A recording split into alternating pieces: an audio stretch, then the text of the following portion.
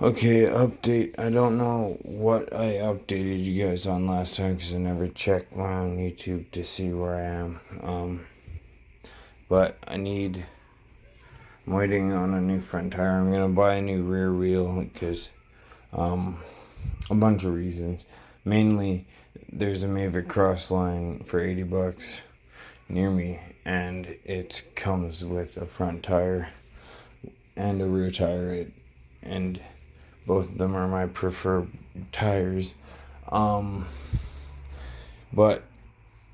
backstory on another reason is the other day I took this bike out and I had the 180 mil rotor on the rear, and I had put in bolts that were too short, and they rattled themselves loose. So I downsized the rotor and tightened the bolts up more, put bolts with red Loctite on them, and because I don't want that to happen again. Because if you've seen Burn Peak's video, Burn Peak Express, I don't know which channel he posted it on, his friend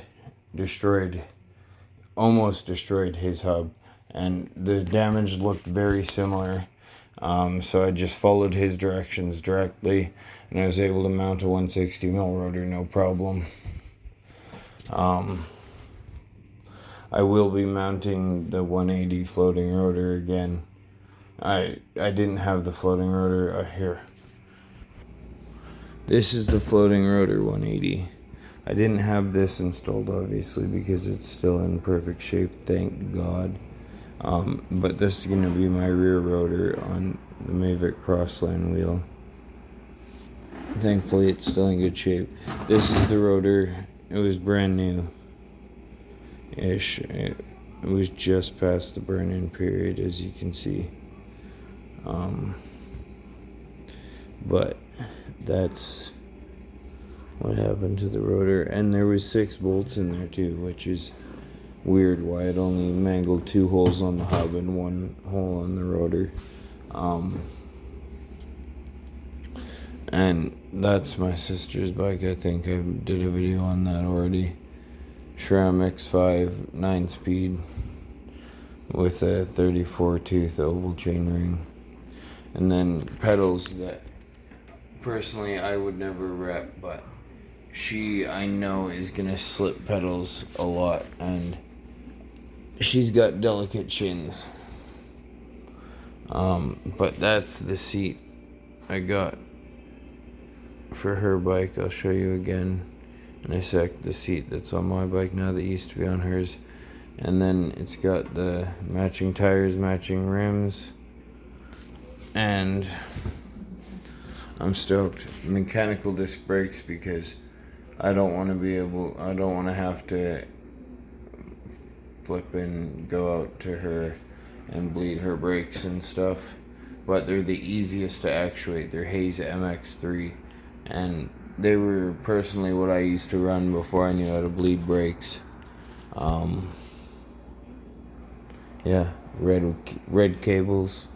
I think they look sick. I don't know if she will, but I got the red chain ring to match, and then it's got Shimano 170 square taper cranks, and the wheels are WTB dual duty, front and rear. And then the 203 mil floating rotor is now on my brother's bike.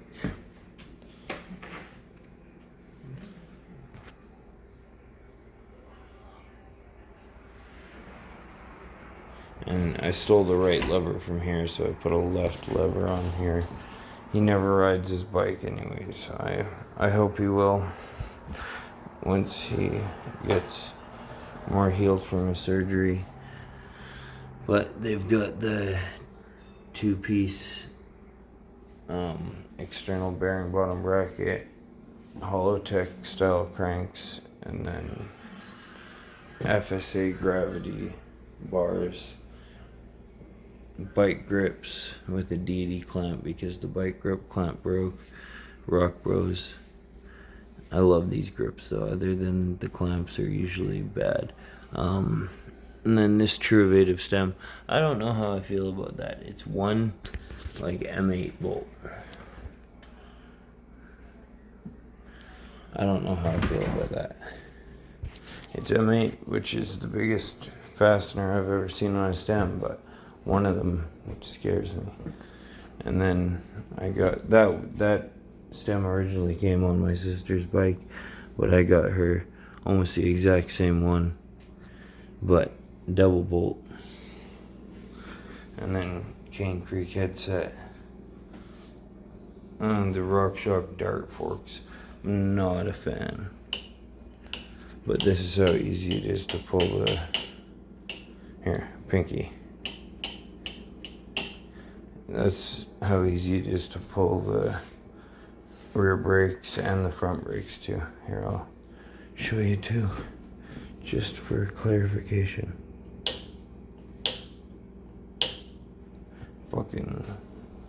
Yeah. So I got the Schwalbe Tough Toms because they were only $26 a piece on Amazon. 2.1 in the rear, 2.35 in the front.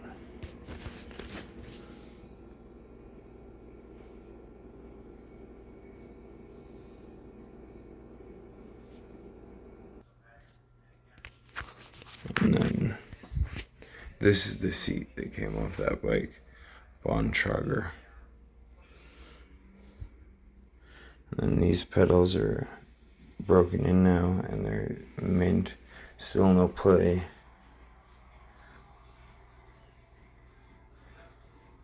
And these rotors are mint. This one's the brand new one I had to put on because I want to do the floating rotor in the rear on the new wheel. So that's why I downsized. And plus I just don't want to mangle the floating rotor and I want it in the rear. I don't know. But this is the best 160mm rotor I think I've ever had. It's a Tektro, believe it or not. But it's really thick and it's really resistant to heat buildup.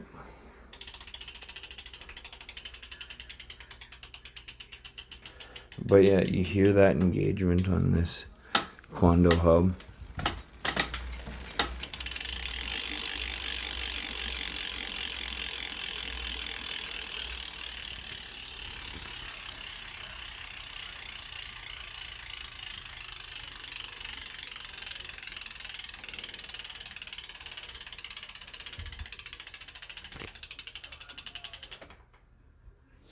Oh yeah.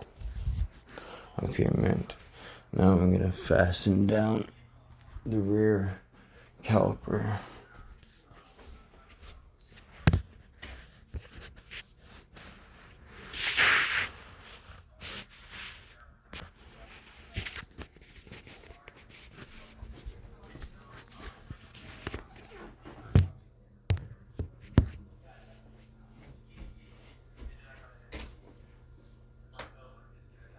Make sure it's centered.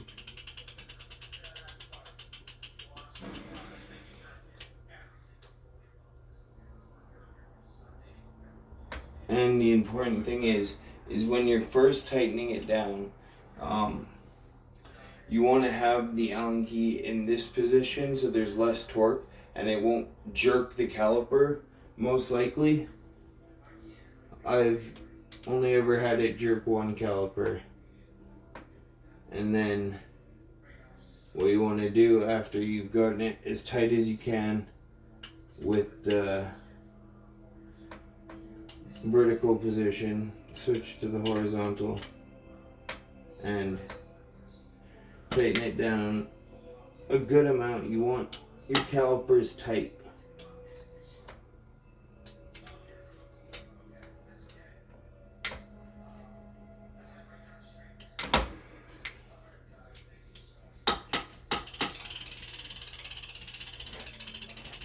And then, as you'll see, there's no rubbing because I'm a G.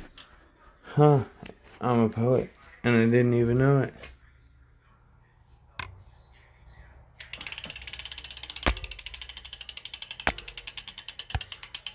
I don't know how to get this angle without hitting the spokes.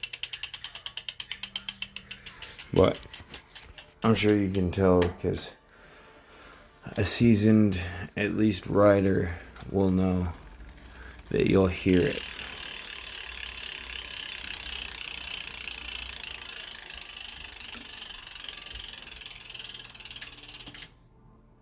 Oh yeah, I forgot that's the rear.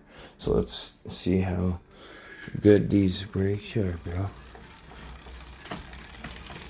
Oh, and the 525 spring is mint. And just to show you another angle, just so you can see how little I have to pull my lever and why I love this rotor so much. Just dead stop. And yeah, I'm loving the red cable. I'm loving that I made it long enough.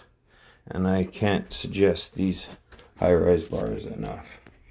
I definitely wouldn't suggest this Risk headset. They're like $19. I think I even bought the $15 one off Amazon.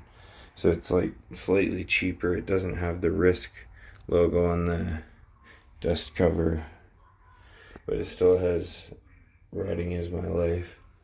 Riding is my life. But the bearings are shot.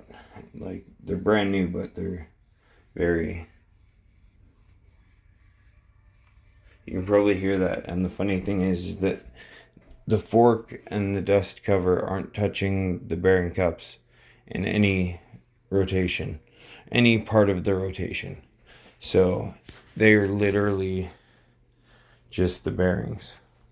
So, on the right side, I just need to switch those bearings out. These ones are working decent because they're Chris King, obviously, but I think they were bought in 2008 when this bike was made. Oh, and another thing. There's one big mishap with this frame. It looks like they almost fully snapped it and re-welded it. But the weld doesn't scare me. It looks like a pretty good job.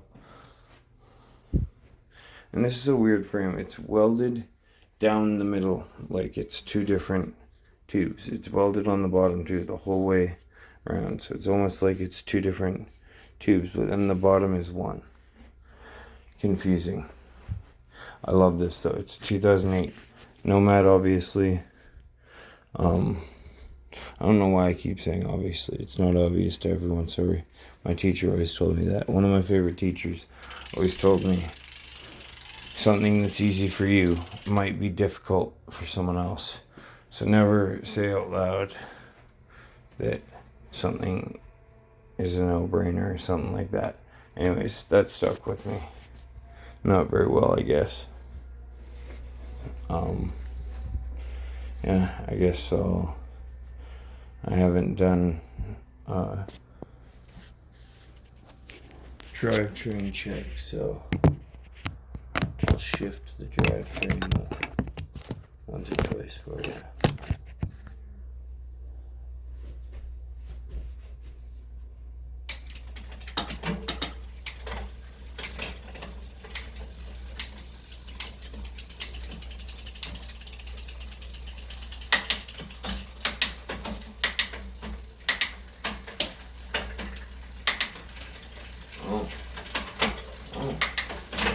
It's lagging like a couple years. Good thing I did this.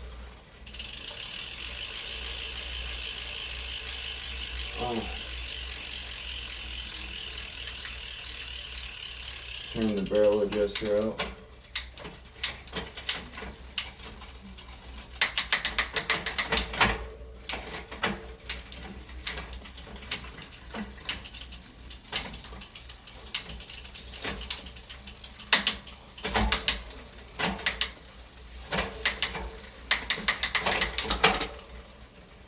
Okay, good enough.